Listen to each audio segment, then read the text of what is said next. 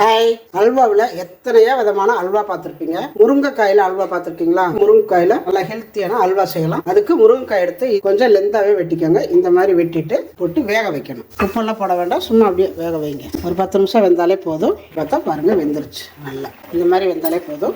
இந்த தண்ணி கொஞ்சம் அப்படியே இருக்கட்டும். இது அல்வா செய்யல கொஞ்சம் சேர்த்துக்கணும். இந்த சக்கரை நம்மளுக்கு தேவையில்லை, எடுத்துருங்க. நம்மளுக்கு தேவை இந்த சதை தான். இது மாதிரி சதையா எடுத்துக்கலாம். உள்ள இருந்தால் பருப்பு எல்லாத்தையும் எடுத்தாச்சு. இதை மிக்சி சேரில் போட்டு நைஸாக ஒரு அடி அடிச்சுக்கணும். பார்த்தீங்கன்னா இப்போ நம்ம அரைச்சாச்சு. இது இருக்கட்டும். இப்போ ஒரு வானல் அடுப்பில் வச்சுருக்கிறேன். கொஞ்சமாக நெய் விட்டுக்கோங்க. அல்வாவுக்கு நெய் கொஞ்சம் கூடவே விடணும். நெய் காஞ்சதும் நம்ம அரைச்சி வச்சுருக்கிற இந்த முருங்கைக்காய் பேஸ்ட்டை அதை சேர்த்துக்கலாம். அடுப்பை குறைச்சி வச்சுட்டு கை விடாமல் கிளறிக்கங்க. நல்லா இந்த பச்சை வாசம் போடுறது நல்லா கொதிச்சு வேக விடுங்க. கொதிச்சு நல்லா வேகணும். வேகட்டும், நான் அப்புறம் காட்டுறேன். பாருங்க, ஓரளவு நல்லா சுண்டி வந்திருக்குது. இப்போ நம்ம இதில் சர்க்கரை சேர்க்கணும். நம்ம எந்த அளவுக்கு முருங்கைக்காய் சாறு எடுத்தோமோ அந்த அளவுக்கு சர்க்கரை சேர்த்துக்கணும். அல்வாவுக்கு நல்லா இனிப்பாக இருக்கணும்.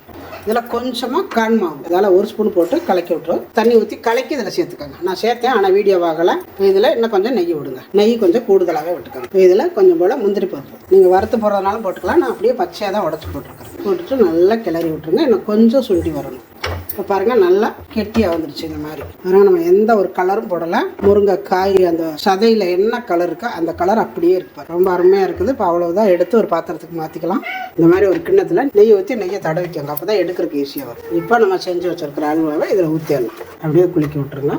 இதுக்கு மேலே 2 முந்திரி பருப்பு போட்டுக்கோங்க. பாருங்கள், இப்போ 2 கிண்ணத்துலேயே நான் ஊற்றி வச்சுருக்கிறேன். பாருங்கள், அப்படியே சூடாக எடுத்து வாய்க்கில் வைக்கல, அப்படி போகிறதே தெரியல. நல்லா அந்த முருங்கைக்காய் வாசனை சூப்பராக இருக்குது. இப்போ நம்ம ஊற்றி வச்சு கொஞ்சம் நல்லா ஆறிடுச்சு. எடுத்து தட்டினீங்கன்னா விழுந்துடும். முருங்கைக்காய் அல்வா ரெடி ஆயிடுச்சு. பாருங்கள் எப்படி இருக்குன்னு. செம்மையாக இருக்குது பாருங்கள். சூப்பராக இருக்குதுங்க அல்வா. இதில் எந்த ஒரு கெமிக்கலும் சேர்க்கலை, கலருக்காக நான் எதுவுமே சேர்க்கலை. அப்படியே இயற்கையாக செஞ்சுருக்கிறேன்.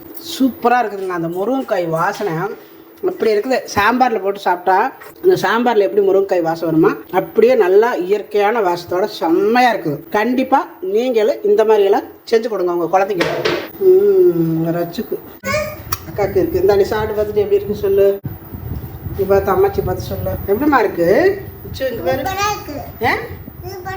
சூப்பராக இருக்கா? லைக் பண்ணுங்க, ஷேர் பண்ணுங்க. யாருக்கு சப்ஸ்கிரைப் பண்ணணும்?